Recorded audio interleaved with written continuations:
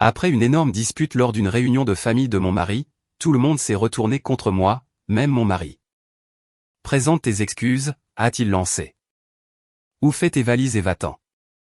Alors, j'ai fait mes valises. Pas pour un hôtel, pas pour la maison de ma sœur. J'ai acheté 2 billets aller simples pour moi et notre fils de 3 ans. Quand ils ont appris que nous avions quitté le pays, il était trop tard, et ils ont pâli quand je leur ai dit qui se tenait à mes côtés. Je pensais qu'il y avait une différence entre être toléré et être accepté. Puis j'ai épousé Ryan Harper et j'ai passé 7 ans à apprendre que parfois, il n'y en a pas. Je m'appelle Emily Harper et jusqu'à il y a 2 ans, je vivais dans une banlieue tranquille près de Columbus, en Ohio. Je travaillais à distance pour une entreprise de facturation médicale, j'élevais notre fils Noah et je dépensais une quantité d'énergie épuisante à essayer de me convaincre que la famille de mon mari finirait par me considérer comme l'une des leurs. Ils ne l'ont jamais fait. La première fois que j'ai rencontré la mère de Ryan, Patricia Harper, elle m'a souri chaleureusement, m'a serré dans ses bras et m'a dit à quel point j'étais charmante. La deuxième fois que je l'ai rencontrée, elle m'a demandé où j'avais fait mes études universitaires. Quand je lui ai dit que j'avais fréquenté une université d'État tout en travaillant à temps partiel pour payer mes frais de scolarité, son sourire a changé. C'était subtil, mais je l'ai remarqué. Oh, a-t-elle dit. Comme c'est pratique. À partir de ce jour, tout ce qui me concernait était pratique. Mes vêtements étaient pratiques. Ma carrière était pratique. Mon éducation était pratique. Ma famille était pratique. Patricia ne m'a jamais insulté directement. Elle était trop intelligente pour ça. Au lieu de cela, elle maîtrisait l'art de me faire sentir petite tout en ayant l'air parfaitement poli. Lors des dîners de famille, elle me comparait aux épouses des cousins de Ryan. Jennifer parle 3 langues. Melissa a son MBA. Rachel vient d'une famille si respectée. Puis elle me regardait et souriait. Emily est tellement terre à terre. Tout le monde riait, y compris Ryan. Non pas parce qu'il était d'accord avec elle, prétendait-il toujours, mais parce qu'il ne voulait pas créer de malaise. C'est devenu sa réponse à tout. Ne crée pas de malaise. Ne commence pas de dispute. Ne le prends pas personnellement. Ne gâche pas la soirée. Pendant des années, j'ai écouté. Pendant des années, j'ai souri. Pendant des années, je me suis convaincu que préserver la paix en valait la peine. Puis Noah est né. Quelque chose change lorsque vous devenez parent. Vous cessez de vous soucier uniquement de ce que les gens pensent de vous. Vous commencez à vous soucier de ce que votre enfant apprend. Et Noah apprenait des choses que je n'aimais pas. Un dimanche après-midi, alors qu'il avait à peine 3 ans, nous quittions la maison des parents de Ryan après un barbecue. Noah était assis dans son siège auto, donnant des coups de pied avec ses petites baskets contre le dossier de ma chaise. Puis il a posé une question. Maman? Oui, mon grand. Pourquoi mamie ne t'aime pas? J'ai failli faire une embardée sur l'accotement. Je me souviens m'être agrippé au volant et avoir senti mon estomac se nouer. Les enfants remarquent tout. Absolument tout. Ce soir-là, j'ai raconté à Ryan ce qui s'était passé. Sa réaction m'a fait presque aussi mal que la question elle-même. Tu réfléchis trop. Noah l'a remarqué. Il a 3 ans. Exactement. Ryan a soupiré lourdement. Emily, tout n'est pas une bataille. Cette phrase m'est restée, parce que je ne menais pas une bataille. J'en survivais une. Les mois qui ont précédé la confrontation ont été parmi les plus difficiles de notre mariage. Patricia est devenue de plus en plus critique. Elle remettait en question la façon dont nous élevions Noah. Elle remettait en question mon horaire de travail. Elle remettait en question nos finances. Elle remettait en question des décisions qui ne lui appartenaient pas. Chaque fois que je résistais, Ryan se frustrait contre moi au lieu d'elle. C'était comme regarder quelqu'un défendre une tempête tout en critiquant les gens qui se faisaient tremper. La goutte d'eau qui a fait déborder le vase est arrivée lors des préparatifs de la célébration du 70e anniversaire de Richard Harper. Richard, le père de Ryan, était un homme d'affaires respecté dans le centre de l'Ohio. Il possédait plusieurs magasins de matériaux de construction prospères et avait passé des décennies à cultiver une réputation de leader communautaire généreux. La famille a organisé une immense réception. Plus de 60 parents, amis, associés, voisins, tout le monde serait là. Pendant des semaines, Patricia était obsédée par chaque détail. Un soir, elle a appelé alors que je préparais le dîner. Émilie, j'aimerais que tout le monde s'habille de manière appropriée. J'ai tout de suite su ce qui allait arriver. Qu'est-ce que cela signifie? Cela signifie que certaines personnes pourraient ne pas comprendre les normes attendues lors d'un tel événement. J'ai fixé la planche à découper. Parles-tu de moi? Une pause, puis ce rire familier. Oh mon Dieu, si le chapeau te fait. Après avoir raccroché, je suis resté assise en silence. Je n'étais plus en colère. J'étais fatigué. Profondément fatigué. Ryan est rentré 1 heure plus tard. Quand je lui ai parlé de l'appel, il s'est frotté le front. Tu sais comment elle est. Voilà encore. L'excuse, le bouclier, le laisser-passer. Tu sais comment elle est. La fête d'anniversaire a eu lieu par une chaude soirée de samedi fin juin. Les parents de Ryan possédaient une grande propriété près de Dublin, en Ohio. Des tentes blanches couvraient l'arrière-cour. Des guirlandes lumineuses pendaient des arbres. Des traiteurs se déplaçaient entre les tables, portant des plateaux de nourriture. En surface, tout semblait parfait. Patricia accueillait les invités comme une reine recevant des visiteurs. Richard serrait des mains et acceptait les félicitations. Ryan se mêlait à ses cousins, et je suivais Noah partout, m'assurant qu'il ne tombe pas dans les temps décoratifs. Pendant la première heure, les choses étaient paisibles. Puis, Patricia m'a trouvé. J'ai aidé Noah avec un cupcake quand elle s'est approchée, un verre de vin à la main. Plusieurs parents se tenaient à proximité. J'aurais dû reconnaître le regard dans ses yeux. Elle chassait. Émilie, a-t-elle annoncé d'une voix forte. J'ai entendu dire que tu travaillais toujours à domicile. J'ai souri poliment. Oui, ça doit être agréable. Je savais où cela menait. C'est un travail, bien sûr, même si je suppose que certaines personnes ont la chance de ne pas avoir besoin de vraie carrière. Quelques invités ont ri nerveusement. J'ai senti la chaleur monter à mon visage. J'ai jeté un coup d'œil vers Ryan. Il a vu ce qui se passait. Puis il a détourné le regard. Quelque chose en moi s'est fissuré. Pas de façon dramatique, pas de façon explosive, juste tranquillement. Comme une corde qui cède enfin après des années de tension. Patricia a poursuivi, tu sais, quand Ryan était plus jeune, nous imaginions toujours qu'il épouserait quelqu'un avec un peu plus d'ambition. La conversation autour de nous s'est éteinte instantanément. Les gens ont arrêté de manger, arrêté de parler, arrêté de faire semblant. Pour la première fois depuis des années, personne ne détournait le regard. Tout le monde regardait. Et pour la première fois depuis des années, j'ai décidé que j'en avais fini de protéger leur confort. Je me suis levé lentement. J'ai regardé Patricia droit dans les yeux. Puis j'ai parlé, pas fort, mais assez clairement pour que chaque personne à proximité entende. Et c'est à ce moment que tout a changé. Tu sais quoi, Patricia, ai-je dit, en posant le cupcake à moitié mangé de Noah sur la table. Arrêtons de faire semblant. L'arrière-cour est devenue silencieuse. Pas complètement silencieuse, bien sûr. Quelque part au loin, un enfant riait. De la musique s'échappait encore de haut-parleurs cachés. Un serveur est passé en portant un plateau de boissons. Mais autour de nous, le silence s'est installé comme une lourde couverture.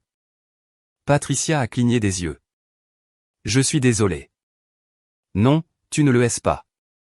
Plusieurs parents se sont agités mal à l'aise. Ryan a immédiatement commencé à marcher vers nous. Je pouvais le voir sur son visage. Pas d'inquiétude pour moi. L'inquiétude pour la situation. L'inquiétude que les choses allaient devenir embarrassantes. J'étais fatigué de protéger les gens de l'embarras. Pendant 7 ans, j'avais avalé chaque insulte, chaque compliment déguisé, chaque rappel que je n'étais pas considéré comme assez bien. J'avais souri pendant les vacances, les anniversaires de mariage et les dîners de famille. Et où cela m'avait-il mené? Un garçon de 3 ans demandant pourquoi sa grand-mère n'aimait pas sa mère. J'ai regardé Patricia droit dans les yeux. Tu as passé des années à me critiquer. Son sourire s'est figé. Tu critiques mon éducation, mon travail, ma famille, mon rôle de parent. Tu le fais si souvent que parfois je ne pense même plus que tu t'en rendes compte. Émilie, commença Ryan. Non. Je me suis tourné vers lui. Pas cette fois. L'expression de son visage m'a surprise. Pas parce qu'il était en colère. Parce qu'il était embarrassé. Embarrassé que je dise ces choses publiquement. Embarrassé que les gens puissent entendre. Pas embarrassé par ce qui s'était passé. Embarrassé par le fait que l'on en discute enfin. Patricia a croisé les bras. Si tu as gardé du ressentiment pendant toutes ces années, ce n'est guère de ma faute. Quelques personnes ont hoché la tête. Bien sûr qu'elles l'ont fait. Cette famille avait passé des décennies à se protéger, à protéger le récit, à protéger les apparences. J'ai pris une lente respiration. Tu sais quelle est la différence entre toi et moi? Patricia a ri. Je suis sûr que tu vas me le dire. Quand quelqu'un me blesse, je le sais. Son sourire a disparu. Quand tu blesses les gens, tu te convaincs que tu les aides. Personne n'a bougé. Personne n'a parlé. Même Richard Harper se tenait figé à plusieurs mètres de là. J'ai continué, tu m'as traité comme une étrangère depuis le jour où je t'ai rencontré, et chaque fois que j'ai essayé d'en parler, tout le monde ici a agi comme si j'imaginais des choses. Le visage de Patricia est devenu rouge. Ce n'est ni le moment ni l'endroit. J'ai presque ri. Après des années à entendre cette phrase exacte. Pas maintenant. Pas ici. Pas aujourd'hui. Pas pendant le dîner. Pas pendant Noël, pas pendant Thanksgiving. Il n'y avait jamais de bon moment, car le but n'était jamais de résoudre le problème. Le but était de me faire taire. Ryan s'est finalement avancé. Emily, ça suffit. Je l'ai regardé. Vraiment regardé. L'homme que j'avais épousé. L'homme qui avait un jour promis que je n'affronterais jamais rien seul. L'homme qui avait passé des années à se tenir physiquement à mes côtés tout en se tenant émotionnellement à l'écart. Assez, ai-je demandé doucement. Oui. Assez de quoi? De ça. Il a fait un geste autour de nous. La scène que tu es en train de créer. La scène. Pas le traitement. Pas les années. La scène. Quelque chose s'est installé en moi. Une sorte de clarté douloureuse. Comme comprendre enfin une vérité que vous aviez passé des années à éviter. Ryan n'était pas neutre. Il ne l'avait jamais été. Les gens neutres ne choisissent pas à plusieurs reprises un camp. Ils choisissent le silence. Et le silence aide toujours quelqu'un, mais pas la personne qui est blessée. Patricia avait l'air soulagée. Elle pensait qu'elle avait gagné. Elle pensait que Ryan rétablirait l'ordre. Puis il a prononcé la phrase qui a mis fin à notre mariage. Présente tes excuses. Le mot a atterri plus durement que je ne l'avais prévu. Je l'ai dévisagé. Quoi? Tu m'as entendu. Sa voix s'est faite plus tranchante. Présente tes excuses. Un murmure stupéfait a parcouru la foule. Ryan élevait rarement la voix, mais maintenant il avait l'air furieux. Pas contre sa mère. Contre moi. Tu as embarrassé ma famille. Je n'en croyais pas mes oreilles. J'ai ri une fois. Un rire court et brisé. Ta famille. Sa mâchoire s'est crispée. Tu as deux choix. Même maintenant, je me souviens de ces mots exacts. Chaque syllabe, chaque pause, chaque expression sur son visage. Présente tes excuses, a-t-il lancé. Ou fais tes valises et va-t'en. L'arrière-cour est devenue si silencieuse que je pouvais entendre les feuilles bouger dans les arbres. Personne n'a parlé. Personne n'a objecté. Personne n'a dit que Ryan était allé trop loin. Patricia avait l'air satisfaite. Plusieurs parents semblaient mal à l'aise. Richard a baissé les yeux vers le sol. Et soudain, j'ai compris quelque chose d'important. Ils s'attendaient tous à ce que je cède, que je pleure, que je m'excuse, que je choisisse la paix plutôt que la dignité une fois de plus. J'ai regardé Ryan, puis Noah. Mon petit garçon se tenait près de la table, serrant sa serviette, confus, regardant, apprenant, de la même manière qu'il regardait toujours, de la même manière que les enfants regardent toujours. Et je savais exactement quelle leçon je lui enseignais si je m'excusais. Que les gens pouvaient vous humilier publiquement, que votre conjoint pouvait vous abandonner, que se défendre était mal. Je n'allais pas lui enseigner cette leçon. Plus maintenant. Sans un autre mot, j'ai pris Noah. Puis je suis parti. Ryan a appelé après moi. Je ne me suis pas arrêté. Derrière moi, j'ai entendu des voix s'élever. Des questions, des disputes, de la confusion. Mais pour la première fois depuis des années, rien de tout cela n'avait d'importance. Le trajet du retour m'a semblé étrangement paisible. Le soleil se couchait.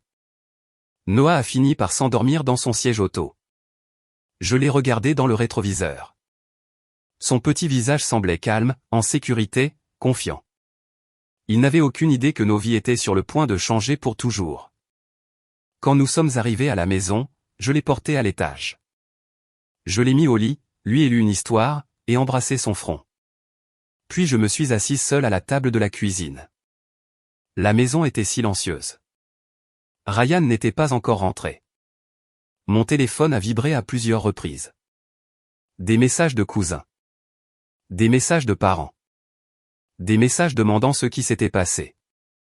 Des messages me disant que je devrais arranger les choses. Personne n'a demandé si j'allais bien. Intéressant. Très intéressant. Vers 23 heures, Ryan a finalement franchi la porte d'entrée. Il avait l'air épuisé, en colère, certain. La pire combinaison. Il a laissé tomber ses clés sur le comptoir. Aucun de nous n'a parlé pendant plusieurs secondes.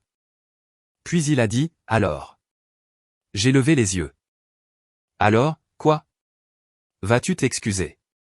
Il n'y avait même pas de tristesse dans sa voix, juste de l'attente, comme si c'était un simple désaccord, comme si je devais simplement corriger mon comportement. J'ai regardé l'homme que j'avais aimé pendant près d'une décennie, et j'ai réalisé que je ne le reconnaissais plus. Ou peut-être que je le reconnaissais enfin. Non. Le mot est resté suspendu entre nous. Ryan a cligné des yeux. Quoi ? Je ne m'excuserai pas. Son expression s'est durcie. Alors je suppose que tu as fait ton choix.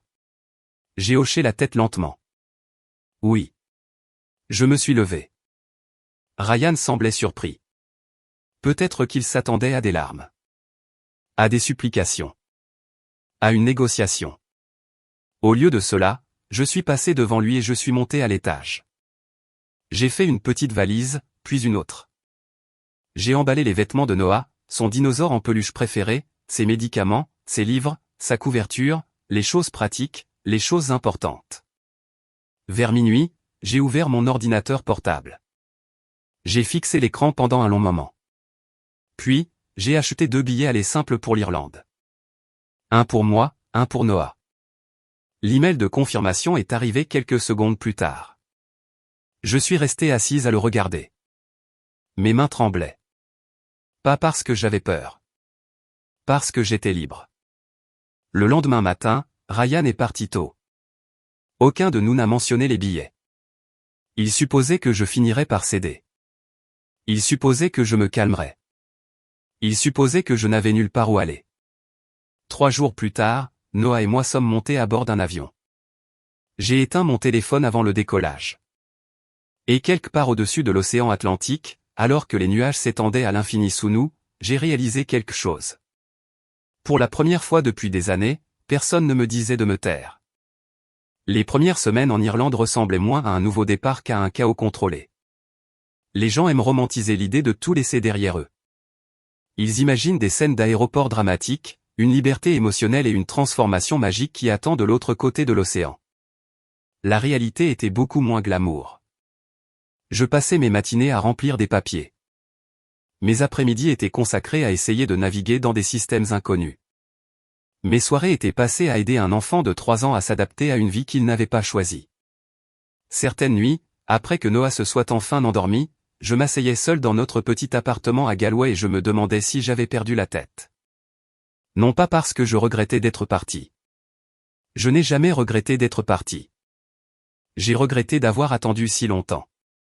Pourtant, il y avait des moments où la réalité frappait durement. J'étais seul. Vraiment seul. Pas de parents à proximité, pas d'amis proches, pas de filet de sécurité, juste moi et un petit garçon qui dépendait de moi pour tout. Heureusement, je travaillais toujours à distance pour la même entreprise américaine. Le décalage horaire compliquait les choses, mais cela me permettait de continuer à gagner un revenu tout en reconstruisant nos vies. Pendant la journée, Noah fréquentait une petite garderie près de notre appartement. Le personnel était gentil, patient, chaleureux d'une manière qui semblait authentique plutôt que performative. Pour la première fois depuis des années, je n'étais pas constamment sur mes gardes en prévision des critiques. Personne ne remettait en question mon rôle de parent. Personne ne commentait mes origines. Personne ne me comparait à quelqu'un d'autre. La paix semblait inhabituelle. Puis la vie m'a rappelé que la paix et la sécurité ne sont pas toujours la même chose. Environ 6 semaines après notre arrivée, Noah est tombé malade.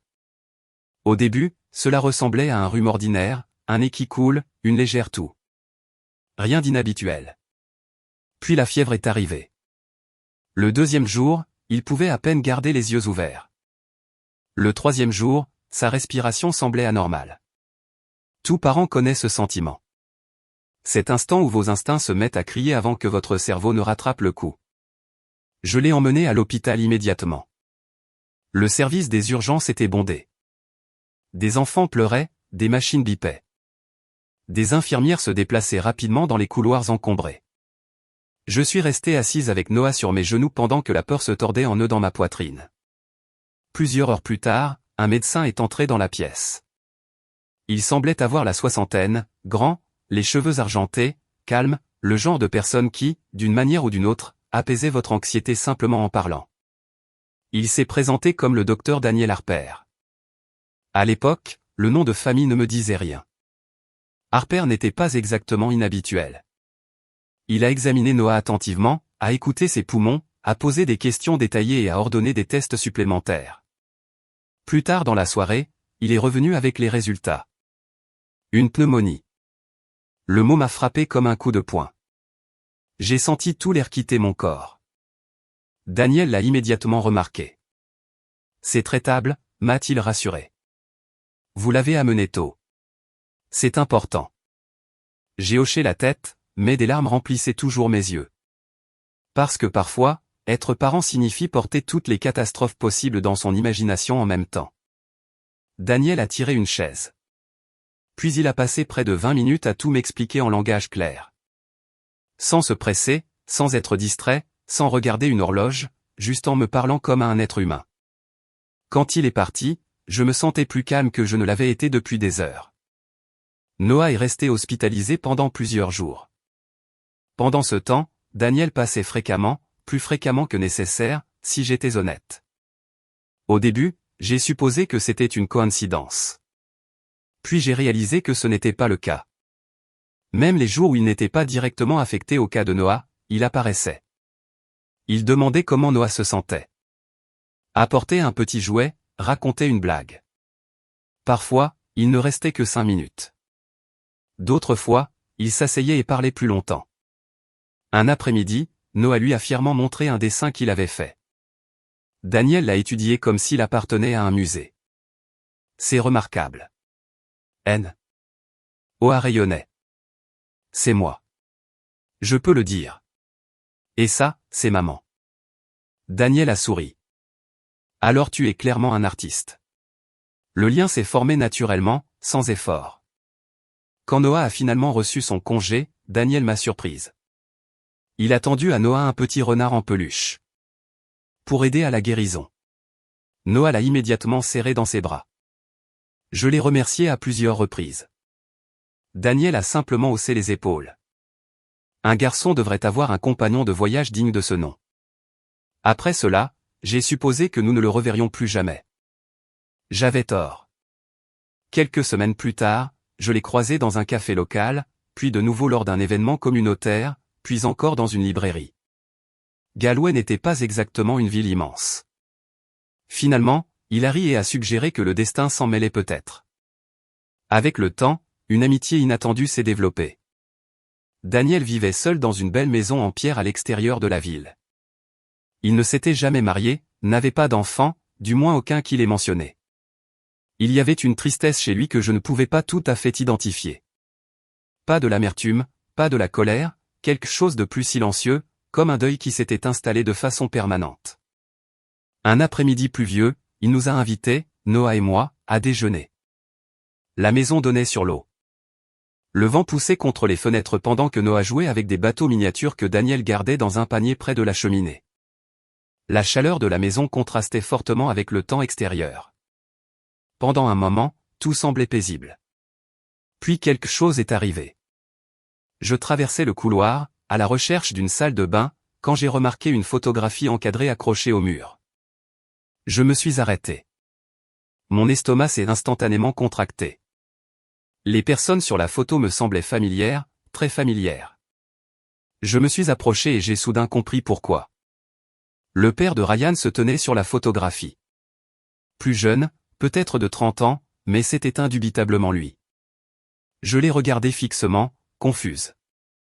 Puis j'ai remarqué d'autres personnes. Des visages que j'avais vus dans des albums de famille. Des visages que j'avais vus pendant les vacances. Des visages que j'avais côtoyés pendant des années. Que faisait-il dans la maison de Daniel? J'ai entendu des pas derrière moi. Daniel était entré dans le couloir. Au moment où il a vu où je regardais, quelque chose a changé dans son expression. Pas de la panique, de la résignation. Comme un homme qui savait qu'une conversation longtemps retardée était enfin arrivée. Pendant plusieurs secondes, aucun de nous n'a parlé. Puis j'ai pointé la photographie. Pourquoi mon beau-père est-il sur cette photo? Daniel l'a regardé tranquillement. Puis il a fermé les yeux. Un soupir fatigué lui a échappé. Quand il a finalement parlé, sa voix était plus douce que d'habitude parce qu'il a dit « C'est aussi ma famille ». Tout en moi s'est figé. Je l'ai dévisagé. La pièce semblait soudain plus petite. L'air semblait plus lourd. Et je n'avais absolument aucune idée que l'heure suivante allait changer tout ce que je pensais savoir sur la famille Harper. Pendant un instant, j'ai honnêtement cru que je l'avais mal compris. Peut-être que l'accent m'avait troublé. Peut-être que j'avais entendu ce que je m'attendais à entendre plutôt que ce qu'il avait réellement dit. J'ai regardé de Daniel à la photographie et vice-versa. Que voulez-vous dire, votre famille? Daniel se tenait tranquillement dans le couloir. La pluie tapotait doucement contre les fenêtres. Dans le salon, Noah riait alors que des bateaux miniatures s'écrasaient dans des tempêtes imaginaires. Les sons ordinaires rendaient le moment encore plus étrange. Daniel a croisé les bras. Puis il a fait un signe de tête vers la cuisine. « Asseyez-vous. » Quelque chose dans sa voix me disait que ce ne serait pas une histoire courte. Quelques minutes plus tard, nous étions assis l'un en face de l'autre à la table de la cuisine. De la vapeur s'élevait de tasses de thé non touchées. Aucun de nous ne les a prises. Pendant plusieurs instants, Daniel a simplement regardé par la fenêtre. Puis il a parlé. « Richard Harper est mon demi-frère. » J'ai senti mon cœur sauter un battement. « Votre demi-frère » Il a hoché la tête. Notre père avait 2 familles. Ce n'était pas entièrement choquant. Les familles sont compliquées. Des secrets arrivent. Mais rien sur le visage de Daniel ne suggérait que l'histoire s'arrêtait là. Notre père a épousé ma mère en premier, a-t-il continué. Des années plus tard, après sa mort, il a épousé la mère de Richard. J'écoutais attentivement. Les pièces commençaient à s'assembler. Quand nous étions plus jeunes, nous étions proches. Daniel a souri tristement. Très proche. Il s'est levé et a récupéré un vieil album photo sur une étagère voisine. Ensemble, nous avons feuilleté des pages remplies de photographies délavées. De jeunes garçons à la pêche, des pique-niques en famille, des remises de diplômes, des matins de Noël. Il y avait Richard. Et à côté de lui, encore et encore, il y avait Daniel. Riant, souriant, épaule contre épaule. Des frères, de vrais frères, pas les ennemis qu'ils sont finalement devenus. Que s'est-il passé, ai-je demandé doucement. Daniel a fixé une photographie plus longtemps que les autres. Puis il a répondu. L'argent, bien sûr. L'argent était rarement la seule raison pour laquelle les familles éclataient, mais il accélérait souvent le processus. Daniel a expliqué qu'après l'université, il est rentré chez lui et a rejoint l'entreprise familiale. À l'époque, l'entreprise était beaucoup plus petite que l'organisation dont Richard a finalement hérité. Daniel a travaillé dur. De longues heures, de longs week-ends, des années de sacrifice. Selon Daniel, leur père prévoyait ouvertement que les 2 fils partageraient un jour la direction. Tout a changé après que leur père a subi un accident vasculaire cérébral. Soudain, les questions de propriété sont devenues urgentes, importantes, dangereuses. Daniel s'est adossé à sa chaise. Son expression s'est légèrement durcie. L'accusation a commencé peu de temps après. Quelles accusations? Inconduite financière. J'ai froncé les sourcils. Quel genre d'inconduite? Daniel a ri amèrement. Le genre contre lequel il est difficile de se défendre. Au cours de l'heure suivante, il a décrit des événements qui semblaient presque impossibles. Des fonds manquants, des registres modifiés, des questions d'avocats, la pression des parents, des chuchotements parmi les employés, des amis qui l'évitaient soudainement. Au début, il avait supposé que tout finirait par s'arranger. Les faits importeraient, les preuves importeraient, la vérité importerait. Au lieu de cela, la situation s'est aggravée. Plus il se défendait, plus il devenait isolé. Finalement, les membres de la famille l'ont exhorté à cesser de résister, à accepter un règlement, à passer à autre chose, à penser à l'avenir de tout le monde. Le langage familier des gens qui essaient d'enterrer un problème plutôt que de le résoudre. Je connaissais très bien ce langage. Daniel a souri tristement quand je l'ai fait remarquer. Oui, a-t-il dit. Je suppose que oui. Finalement, après des mois de pression, il a signé des documents renonçant à ses droits de propriété. Il est parti, non pas parce qu'il était coupable, mais parce qu'il était épuisé, et parce que personne qui comptait ne semblait disposé à le croire. Les similitudes m'ont immédiatement frappé. La famille Harper ne combattait pas le désaccord. Elle l'effaçait. Quiconque remettait en question le récit devenait le problème. Que ce soit Daniel ou moi. Richard savait-il? Ai-je demandé. Daniel a soutenu mon regard. Oui. La réponse est venue sans hésitation. Cela a fait plus mal que je ne l'aurais cru. Parce que Richard avait toujours semblé être le plus raisonnable, le plus silencieux, le plus gentil. Mais la gentillesse sans courage a des limites. Parfois des limites très douloureuses. Que s'est-il passé après votre départ? Daniel a haussé les épaules. J'ai recommencé à zéro. L'Irlande est devenue ma maison. La médecine est devenue ma deuxième carrière. J'ai construit une vie. Sa voix est restée calme, posée. Mais sous ce calme se cachaient des décennies de pertes. Des réunions de famille qu'il avait manquées. Des étapes importantes dont il n'avait jamais été témoin. Des relations détruites au-delà de toute réparation. Puis il a dit quelque chose qui m'a surprise. Je ne suis pas resté en colère pour toujours. J'ai haussé un sourcil. Vraiment? Non. Il a souri faiblement. La colère demande trop d'énergie. Cela semblait sage et incroyablement triste. Pendant un moment, aucun de nous n'a parlé. Puis j'ai posé la question évidente. Si vous n'êtes plus en colère, pourquoi garder tous les documents? Daniel a regardé vers une armoire de l'autre côté de la pièce. Ses yeux s'y sont attardés. Un long silence a suivi. Finalement, il a répondu. Parce que la vérité compte toujours. La simplicité de cette déclaration m'a déstabilisé. Pas la vengeance, pas l'argent. La vérité. Daniel s'est finalement levé et a ouvert l'armoire. À l'intérieur se trouvaient plusieurs boîtes de rangement, soigneusement organisées, étiquetées, préservées. Il en a apporté une à la table, puis une autre, et une autre. J'ai regardé fixement. Il devait y avoir des milliers de pages. Lettres, dossiers financiers, correspondances juridiques, mémos internes, notes manuscrites. Daniel a placé un dossier épais devant moi. Tout est là. Je l'ai ouvert avec précaution. En quelques minutes, même moi, je pouvais voir le schéma. Les dates ne correspondaient pas. Les signatures semblaient suspectes. Les transactions étaient modifiées. Des sections entières de registres contredisaient les affirmations officielles. Je n'étais pas avocate. Je n'étais pas comptable. Mais je n'étais pas stupide non plus. Quelque chose à ce sujet semblait très anormal. Quelqu'un d'autre a-t-il vu ça? Quelques avocats au fil des ans. Et Daniel a souri. Ils étaient intéressés. Cette réponse m'a noué l'estomac. Très intéressés. Apparemment, les implications étaient évidentes. Si ces dossiers étaient légitimes, la famille Harper avait passé des décennies à protéger un mensonge. pas un malentendu. Un mensonge. À ce moment précis, mon téléphone a vibré sur la table. Le son nous a surpris tous les deux. J'ai baissé les yeux. Ryan. Le premier appel direct que je recevais de lui en près de 3 mois. J'ai fixé l'écran. Daniel a remarqué immédiatement. Votre mari? J'ai hoché la tête. Le téléphone a continué de sonner, puis s'est arrêté.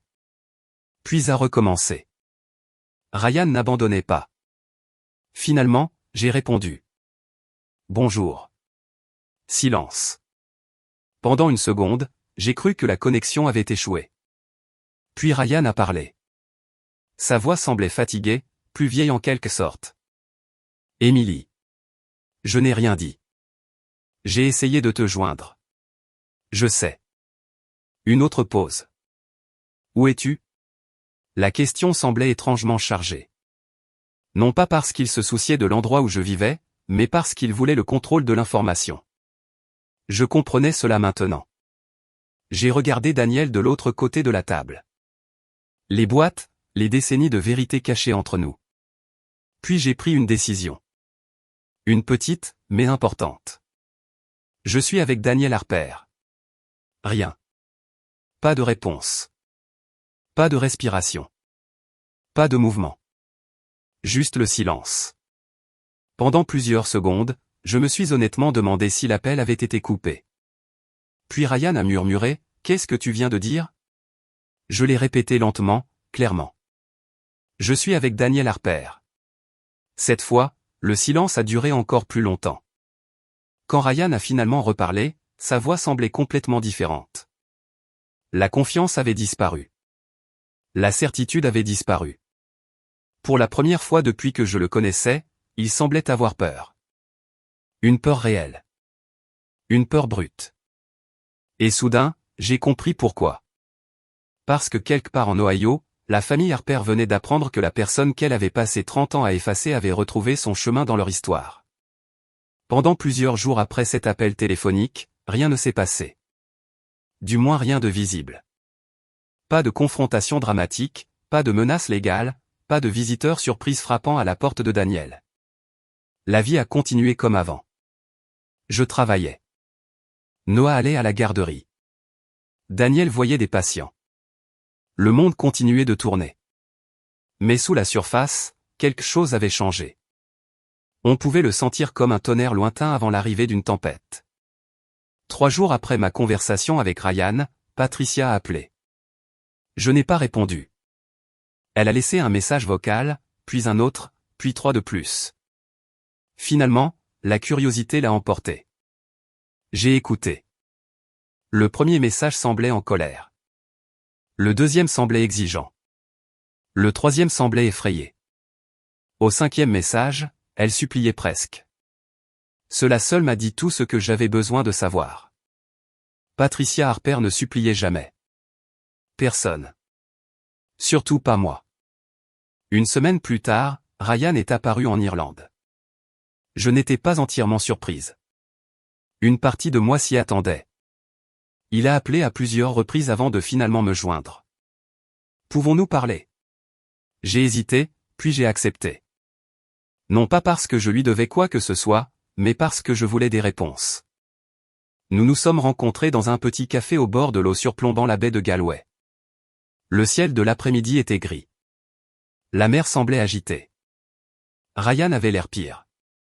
Il avait perdu du poids. Des cernes sombres se trouvaient sous ses yeux. Pendant un instant, je l'ai à peine reconnu. Il s'est levé quand je suis arrivé. Je suis resté debout. Aucun de nous ne savait si une étreinte serait appropriée. Finalement, nous nous sommes contentés d'une politesse maladroite. « Comment va Noah » a-t-il demandé.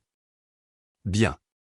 Il me manque. » Les mots semblaient sincères, ce qui les rendait en quelque sorte plus douloureux. Parce que la sincérité n'effaçait pas les choix. Ryan a commandé du café. Aucun de nous n'y a touché. Finalement, il s'est penché en avant. Tu ne devrais pas être impliqué avec Daniel. J'ai presque ri. Non pas parce que c'était drôle, mais parce que c'était prévisible. Voilà. Son expression s'est crispée. Émilie, non. Ne faisons pas ça. J'ai croisé les bras. Pour une fois, disons simplement la vérité. Ryan a détourné le regard. Le port s'étendait derrière lui. Des bateaux de pêche tanguaient doucement sur l'eau. Pendant plusieurs instants, il n'a rien dit. Puis il m'a surprise. Les choses n'étaient pas exactement comme tu le penses. Cette phrase mène rarement quelque part de bon. J'ai attendu. Ryan s'est frotté les mains. Ma famille croit que Daniel nous a fait du tort. Vraiment? Oui. Et toi? La question a atterri durement. Je pouvais le voir. Ryan a hésité, puis a hésité à nouveau. Et cette hésitation m'en a dit plus que n'importe quelle réponse. Parce que les gens ne font pas de pause quand ils sont certains. Finalement, il a soupiré. Je ne sais plus. C'était probablement la chose la plus honnête qu'il ait dite depuis des années. Nous avons parlé pendant près de 2 heures. Pas de réconciliation, pas de réparation de notre mariage. Ce bateau avait déjà coulé. Au lieu de cela, nous avons parlé de famille, de loyauté, de peur, des manières compliquées dont les gens héritent des croyances sans les remettre en question. Ryan a admis quelque chose que je soupçonnais depuis longtemps. En grandissant, le désaccord n'était pas toléré dans la famille Harper. Pas ouvertement, pas en toute sécurité. Les gens apprenaient à rentrer dans le rang, à protéger l'image de la famille, à éviter les vérités inconfortables. Ça vous dit quelque chose? Certainement pour moi. La différence était que Ryan avait passé toute sa vie à l'intérieur de ce système. Je n'avais fait que m'y marier. Quand nous sommes finalement partis, il avait l'air épuisé. Avant de s'éloigner, il a dit quelque chose d'inattendu. Si Daniel dit la vérité, il s'est arrêté, puis a recommencé. S'il dit la vérité, tout change. Je l'ai regardé disparaître dans la foule. Pour la première fois, j'ai presque eu pitié de lui. Presque. Quelques jours plus tard, Daniel a reçu un appel téléphonique. Après, il est resté assis tranquillement pendant près d'1 heure, pensant, réfléchissant. Quand il a finalement parlé, sa décision m'a surprise. J'en ai fini de me cacher. J'ai levé les yeux de mon ordinateur portable. Qu'est-ce que cela signifie? Cela signifie que je suis fatigué. Sa voix est restée calme, mesurée, mais il y avait de l'acier en dessous. Pas de colère, pas d'amertume, juste de la fatigue. Je comprenais. 30 ans, c'était long pour porter un fardeau, surtout quand on ne le méritait pas. Au cours des semaines suivantes, les événements se sont accélérés rapidement. Daniel a rencontré des avocats, puis des enquêteurs, puis des journalistes. Pas des journalistes à sensation, pas des reporters de tabloïds. Des gens sérieux, des gens prudents, des gens qui vérifiaient les faits avant de les publier. Une chose est devenue claire presque immédiatement. Les preuves de Daniel étaient substantielles. Très substantielles. Certains dossiers avaient déjà été authentifiés de manière indépendante des années auparavant. D'autres reliaient des pièces qui n'avaient jamais été examinées ensemble auparavant. Ce qui a émergé n'était pas un simple malentendu. C'était un schéma délibéré. Et les schémas sont difficiles à expliquer. Des mois ont passé. Puis le premier grand article est paru. La réaction a été immédiate, brutale. Les médias locaux ont repris l'histoire. Les publications économiques ont suivi. D'anciens employés se sont manifestés. De vieux témoins ont commencé à parler. Les questions se sont multipliées. Les réponses sont devenues plus difficiles à éviter. De retour en Ohio, la famille Harper s'est retrouvée sous un projecteur qu'elle ne pouvait plus contrôler. Pendant des décennies, ils avaient géré soigneusement la perception du public. Maintenant, le récit appartenait à quelqu'un d'autre. La vérité a une qualité intéressante. Une fois que les gens commencent à croire qu'elle pourrait exister, ils commencent à en chercher plus. Et ils la trouvent souvent. Richard Harper a publié des déclarations. Des avocats ont publié des réponses. Des consultants en relations publiques ont travaillé d'arrache-pied. Rien de tout cela n'a arrêté l'élan. Pendant ce temps, je suis resté complètement à l'écart. Des journalistes m'ont contacté. J'ai refusé les interviews. Des producteurs de télévision ont appelé. Je les ai refusés aussi. Des amis m'ont suggéré de partager publiquement ma version des faits. J'ai refusé. Au début, les gens ne comprenaient pas. Même Daniel m'a demandé pourquoi. Ma réponse était simple. Ce n'a jamais été mon histoire. Elle m'a regardé pensivement, puis a hoché la tête. Parce qu'il comprenait. Ma vengeance n'était pas de les exposer. Ma vengeance a eu lieu le jour où je suis parti. Tout ce qui a suivi n'était que la conséquence de choix qu'ils avaient déjà faits. Un après-midi, plusieurs mois plus tard, Ryan a appelé. Cette fois, sa voix semblait différente. Pas défensive, pas effrayée. Vaincue. Ma mère a finalement avoué. Je suis restée silencieuse. Qu'a-t-elle avoué exactement? Un rire amer lui a échappé. Assez. Ce seul mot portait des décennies d'histoire. Assez. Assez de mensonges. Assez de manipulations. Assez de dégâts. Patricia a finalement reconnu que Daniel avait été poussé à céder sa part de l'entreprise. Pas publiquement au début, seulement en privé. Mais une fois que la vérité commence à s'infiltrer par les fissures, les murs tiennent rarement longtemps. Les retombées publiques ont été importantes. Des membres du conseil d'administration ont démissionné. Des partenariats ont été dissous. Plusieurs membres de la famille ont perdu des postes qu'ils occupaient depuis des années. Le nom Harper, autrefois associé à la respectabilité et au succès, est devenu associé à autre chose. Pas nécessairement au crime, mais à la trahison. Le genre qui coupe plus profondément, le genre commis par la famille. Pendant tout ce temps, Daniel est resté remarquablement calme. Un soir, nous étions assis face à l'eau pendant que Noah poursuivait les mouettes à proximité. Le coucher de soleil peignait l'horizon d'or. Je lui ai demandé si le résultat était satisfaisant. Il a examiné la question attentivement. Puis il m'a surprise. Non. J'ai cligné des yeux. Non. Il a secoué la tête. La justification n'est pas la même chose que le bonheur. Cette phrase m'est restée. Parce qu'il avait raison. La vérité était enfin sortie. La justice était enfin arrivée. Mais la justice ne restaure pas les décennies perdues. Elle ne rend pas aux gens leur jeunesse. Elle ne reconstruit pas les relations brisées. Ce qu'elle offre, c'est quelque chose de plus petit, de plus silencieux. La liberté. La liberté de cesser de porter le mensonge de quelqu'un d'autre. Et pour la première fois en 30 ans, Daniel avait l'air libre. Un an après être monté dans cet avion avec Noah, je me suis retrouvé dans un endroit que je n'aurais jamais imaginé appeler ma maison. Le même port, la même eau bleu-gris, le même vent salé venant de l'Atlantique. Mais tout le reste avait changé, surtout moi. Noah avait maintenant 4 ans. En bonne santé, heureux, confiant d'une manière qui m'étonnait encore. Les enfants sont résilients lorsqu'ils sont entourés d'amour. Et pour la première fois de sa vie, il grandissait dans un environnement où personne ne critiquait constamment les personnes qu'il aimait. Cela comptait plus que je ne pourrais jamais l'expliquer. Certains matins, je le regardais rire avec des amis à l'école maternelle et je me demandais quel genre d'homme il deviendrait. Puis je me souvenais de ce petit garçon assis dans son siège auto demandant pourquoi mamie n'aimait pas maman. Et je me sentais à nouveau reconnaissante de ne pas être restée. Non pas parce que partir était facile. Ça ne l'était pas. Partir m'a coûté un mariage, une maison, une version entière de l'avenir que j'avais autrefois imaginé. Mais rester m'aurait coûté quelque chose de bien plus important. Moi-même, et finalement mon fils. À ce moment-là, notre divorce avait été finalisé. Le processus avait été étonnamment civilisé.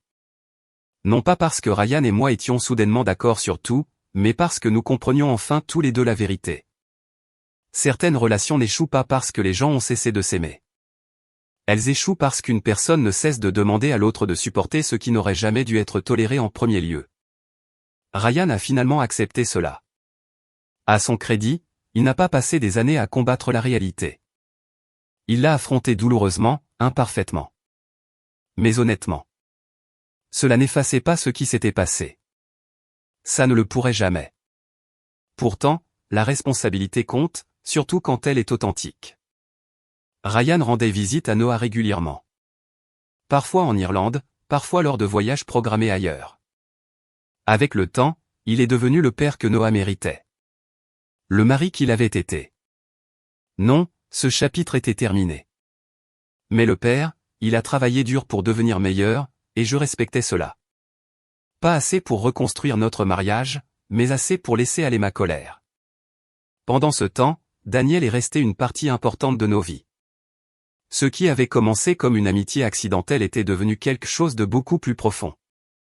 Il assistait au spectacle de l'école maternelle de Noah, l'aidait à construire des bateaux miniatures, lui apprenait à identifier les constellations, lui lisait des histoires, répondait à des questions sans fin. Le rôle qu'il n'avait jamais prévu d'avoir dans la vie était arrivé de manière inattendue, et il l'a embrassé de tout cœur. Un soir, Noah est monté sur les genoux de Daniel et a posé une question. « Es-tu mon papy ?» J'ai failli m'étouffer avec mon café. Daniel avait l'air stupéfait.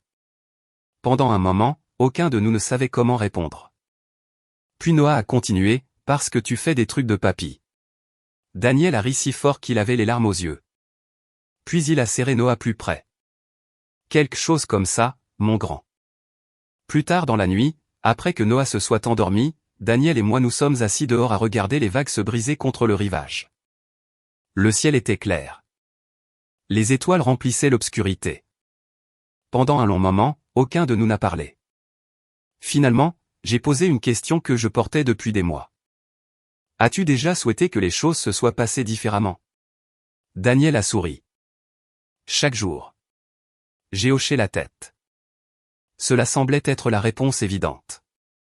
Puis il m'a surprise. Mais pas pour les raisons que les gens pensent. Je l'ai regardé. Que veux-tu dire? Il s'est adossé à sa chaise. Si Richard avait dit la vérité il y a 30 ans, j'aurais eu une vie complètement différente. C'est compréhensible. Peut-être. Il a regardé vers l'eau. D'un autre côté, je ne serais pas devenu médecin. J'ai réfléchi à cela. Je n'aurais pas rencontré Noah. Une autre pause. Ou toi. Les vagues se brisaient doucement en dessous de nous. La vie est étrange de cette façon. Parfois, la pire chose qui vous soit jamais arrivée mène finalement à quelque chose de beau. Non pas parce que la douleur en valait la peine. Non pas parce que la souffrance était nécessaire, mais parce que les êtres humains sont remarquablement capables de construire un sens à partir de morceaux brisés. Quelques mois plus tard, j'ai reçu un message inattendu de Ryan. Il était en visite en Irlande pour un week-end programmé avec Noah. Le message était simple. Voudrais-tu me retrouver pour un café? J'ai presque refusé. Puis la curiosité a gagné. Nous nous sommes rencontrés dans un petit café près du centre-ville. L'atmosphère était très différente de nos conversations précédentes. Plus légère, moins tendue, plus honnête. Ryan avait l'air en meilleure santé, plus âgé en quelque sorte. Pas physiquement, émotionnellement. Comme si les 2 dernières années l'avaient forcé à grandir d'une manière qu'il avait évitée pendant des décennies. Après quelques banalités, il a finalement posé la question. La question que je soupçonne qu'il portait depuis longtemps. Puis-je te demander quelque chose? Bien sûr. Il a hésité, puis a dit, as-tu jamais planifié quoi que ce soit de tout ça? J'ai souri. Je n'ai aucune idée de ce que cela signifie. Tu sais exactement ce que je veux dire. Il s'est penché en avant. Le déménagement, Daniel. Tout ce qui s'est passé après. J'ai ri doucement, sans moquerie. Juste honnêtement. Ryan, quand j'ai acheté ces billets d'avion, je ne savais pas que Daniel existait. Il a hoché la tête lentement. Je m'en doutais. Pendant un moment, nous sommes restés assis en silence. Puis il a posé la vraie question. La vérité, c'est, il s'est arrêté, puis a réessayé. La voilà. La question au cœur de tout. La question que les gens avaient posée indirectement pendant 2 ans. La question que les journalistes voulaient voir répondue. La question dont les parents chuchotaient. J'y ai réfléchi attentivement. Puis j'ai dit la vérité. Non. Ryan avait l'air surpris. J'ai continué. Je n'essayais de détruire personne. J'ai enroulé mes mains autour de ma tasse de café. J'essayais de me sauver. Il n'a pas interrompu. J'ai passé des années à protéger des gens qui ne m'ont jamais protégé. Les mots sont venus calmement maintenant. Sans amertume, sans colère, juste avec clarté. Quand je suis parti, je ne cherchais pas la vengeance. J'ai croisé son regard. J'ai simplement arrêté de les aider à cacher ce qu'ils faisaient. Ryan a baissé les yeux. Un long silence a suivi. Puis il a hoché la tête lentement parce qu'il comprenait. Peut-être pour la première fois. La famille Harper ne s'est pas effondrée parce que je les ai exposés. Ils se sont effondrés parce que leurs mensonges n'avaient finalement plus d'endroit où se cacher. Il y a une différence importante. Quant à Patricia et Richard, je pensais rarement à eux. La vie a une façon de réduire même les conflits énormes à de lointains souvenirs. D'après ce que j'ai entendu, ils vivaient tranquillement maintenant, beaucoup plus tranquillement qu'avant. La réputation qu'ils avaient passé des décennies à protéger ne s'est jamais complètement rétablie. Ni beaucoup de leurs relations. C'était malheureux, mais c'était aussi juste. Les actions ont des conséquences, surtout les actions répétées, surtout lorsque ces actions blessent d'autres personnes. La plus grande ironie était que rien de tout cela ne s'est produit parce que je les ai combattus. C'est arrivé parce que je suis parti. Parfois, les gens imaginent la vengeance comme quelque chose de dramatique. Un plan soigneusement élaboré, une brillante mise à terre, une humiliation publique. Mais la forme de vengeance la plus puissante que j'ai jamais vue est beaucoup plus simple. C'est de refuser de rester là où l'on vous diminue. C'est de construire une vie meilleure. C'est de laisser la vérité parler d'elle-même. Le jour où Ryan m'a dit de m'excuser ou de partir, il croyait me donner un ultimatum. Ce qu'il n'a pas réalisé, c'est qu'il me donnait une porte. Et une fois que je l'ai franchie, tout a changé. Pas immédiatement, pas magiquement, pas parfaitement, mais de façon permanente. S'il y a une leçon que j'ai apprise de tout cela, c'est que la paix n'est pas quelque chose que les autres vous donnent. C'est quelque chose que vous protégez, même quand cela vous coûte, surtout quand cela vous coûte. Parce que les gens qui vous aiment vraiment ne vous demanderont jamais de sacrifier votre dignité en échange de leur approbation. Et ceux qui le font, ils ne valent jamais la peine de rester.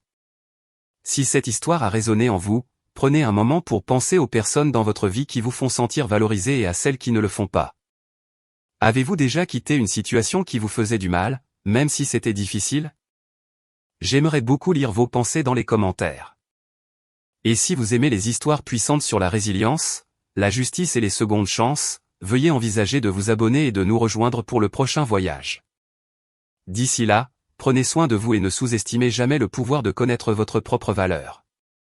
Cette histoire est entièrement fictive et destinée uniquement à des fins de divertissement et d'éducation.